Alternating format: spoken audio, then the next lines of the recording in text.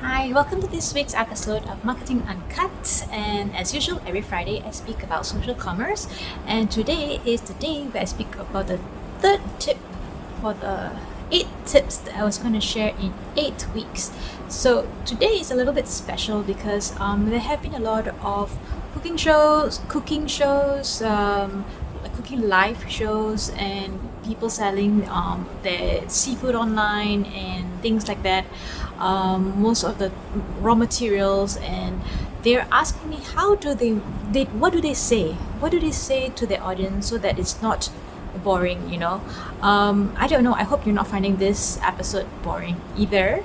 So I'm just going to share with you some things that you could actually implement when you're going live, whether you're alone or whether with your strategic partners.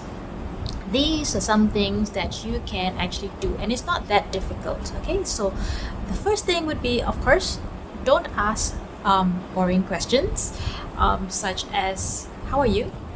Well, that's not really boring, but it's very standard. It doesn't make people think. You could actually talk about what they think about a current issue, and then make something light of the environment that you're in. Give people hope. And make a positive experience for everybody who's actually watching your show.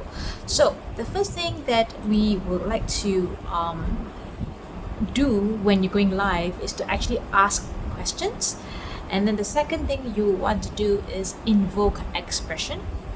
And the third thing you would like to do is provide incentives if you can do so. And the fourth thing you can do is actually make offers. So what do these things mean? I'm going to share some videos that you might be inspired by. This is shared by what Cast in France is doing. So they have worked with Electrolux, and you can see that they don't just sell their electronics. They're actually selling a solution to the problem. For example, if you're cooking at home, what these products can do. So if you are actually if you're selling raw materials, if you're selling seafood, if you're selling food, you can actually work with these strategic brands, electronic companies, home appliances, to actually be part of your show, so that they gain something from your followers if you have followers, and you gain something from their followers. So it's a win-win situation. You provide the content for them, they provide the goods. Everybody's yes. So this is the video I'm going to share. A pas mal évolué puisque le pain vapeur est quasiment cuit. D'accord? Juste en quelques minutes, on a déjà un pain vapeur. On va le laisser encore une dizaine de minutes. And one thing, there was a question yesterday. Somebody actually asked, what do I say? What do I do in front of the camera? And I actually covered this last week, but just to be more specific, looking at maybe a live cooking show, alright? So you don't want to just go straight into the video of you cooking.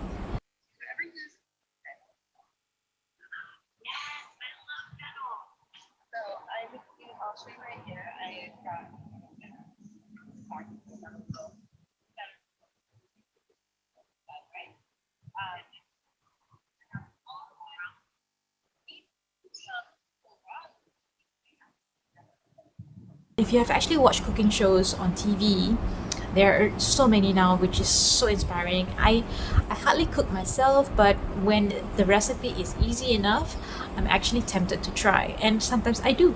So what happens is, when you're in front of the camera, just pretend that you're cooking for somebody, you're cooking for family, and you're actually showing them how to cook. And you could just start off with, this few days I've been thinking of Penang, for example, and Penang is known for their laksa. And how did this laksa dish come about? What are the ingredients needed to cook this delicious meal? And then where do these ingredients come from? What memories are invoked when you talk about laksa? And from there you move forward. You ask your audience, so what do you miss most about when you can't travel? For example, now we're all in lockdown, so what do you miss most about traveling? Where would you like to go, what dishes do you actually miss having, things like that. It's a very day-to-day conversation with your audience, and hopefully that will trigger them to be more comfortable to actually chat with you in the comment box. And when they do chat with you in the comment box, it's so important for you to address them, welcome them to the show, talk to them and ask them, like, they're your friends, they're there to support you, right? So they'll be so happy to actually be recognized. And from there you move forward to cooking. And when you cook, be as expressive as you can.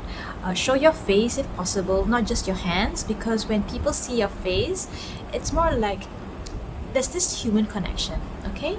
And then when you're working with a partner, for example, you're working with Electrolux, right?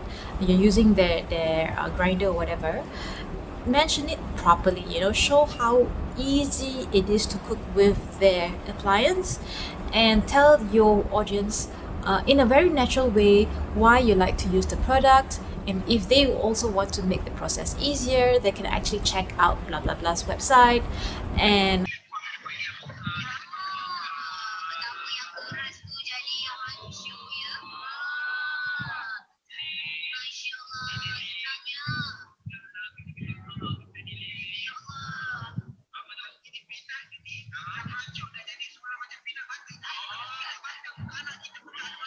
there's a special deal just for today. That's where your offer comes in. That's where your incentive comes in, that I mentioned earlier.